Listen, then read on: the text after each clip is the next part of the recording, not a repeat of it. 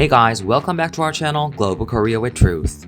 There is a village called Dafanchun in Shenzhen, China. 60% of imitation paintings all around the world are being made in this village. Painters who mostly graduated from art schools are churning them out in 3 shifts all around the clock.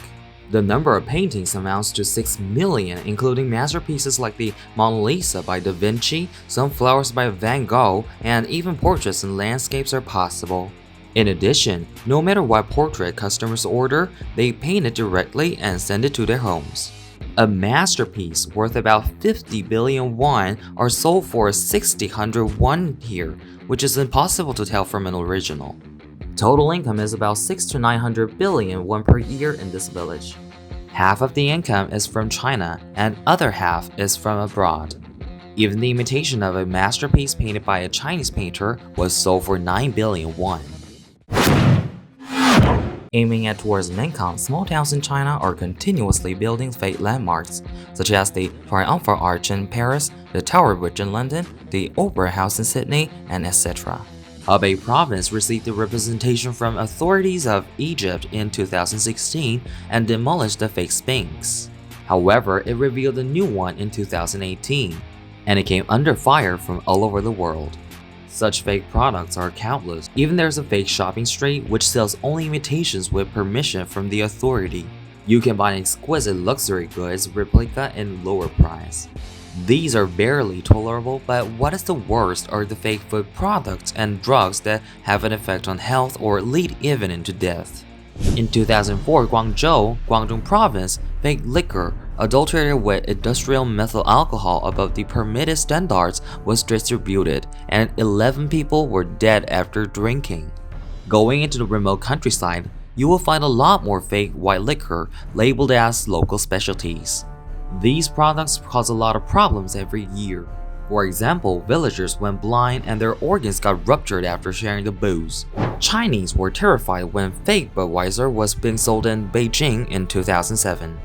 There are 3 words that represent the negative aspects of Chinese society: fake product, fake medicine, and lie. Among these, it is fake medicine that is terrifying not only Chinese but whole international community across the border.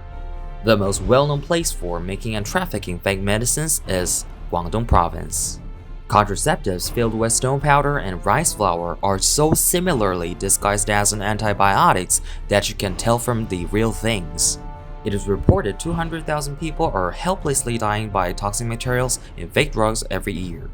The Beijing News, one of the mainstream media, released a list of 30 quack doctors who are practicing all over the country on the 26th. More than 30 people are listed, which means at least a quack is still in practice in each single big city. Among the list are the 4 with national notoriety. In China, they are called the 4 top quacks. A gray-haired old woman starts to promote a medicine on a TV show. The lady named Liu Hongbin introduces herself as the medical specialist in Beijing University and successor of Miao tribe's medicine.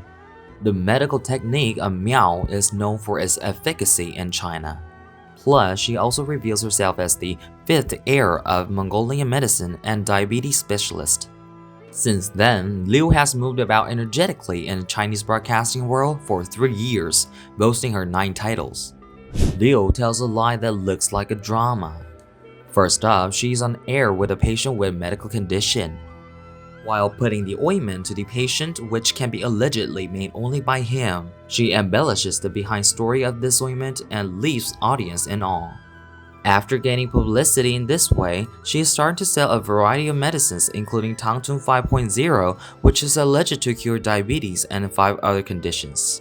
In the same way, she has appeared on more than 10 TV shows for 3 years and operated his fraud scheme to over 1 billion people.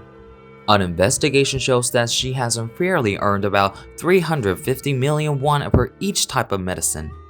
One thing that doesn't make sense is how she could be on TV and sell her medicines with such a fake identity for 3 years.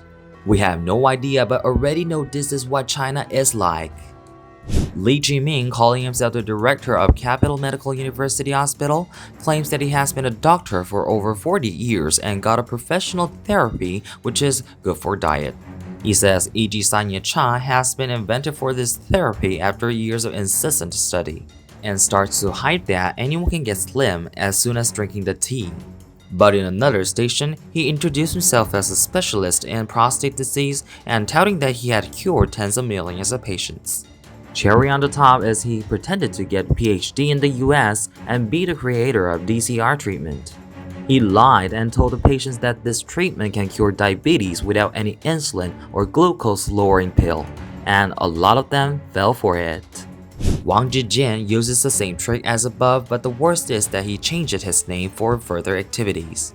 He has changed the last letter of his name, Jin, which means gold, into Jin, which means today. It is hard to understand that people fell for such a trick and couldn't notice him at all just because of the new name. However, considering where the cases occur, it does make sense though. The reason why he looks more audacious is he risked his life on telling a lie. He assumed the sixth successor of Chinese medicine and doctor of People's Liberation Army in Hospitals 456. Is it because he impersonated a Chinese soldier? We couldn't find what punitive measures he took, no matter how much we searched it. The last of the four is Gao Zhenzong, who claims that he can diagnose the illness more accurately than anyone else by reading just the palm. Introducing himself as a professor in Chinese Academy of Medical Science, he prides himself on being the best andrologist in Beijing who handles stroke, skin, and cardiovascular disease. But finally, he was accused of fraud and false advertising. Chinese internet users found out these four conmen cheating 1.4 billion people have something in common. One thing is that they used to give a heads up that the secret will be leaked out just only today against family rules when advertising their drugs. As I said above, Liu Hongbian, the successor of Miao Medicine, said, "Today, I decided to introduce about the secret passing down in Miao tribe though breaking my family rule, and started to promote her drug." And the other three, ditto. Now let me show you some Chinese comments on related news. No tolerance for TV shows helping such villains.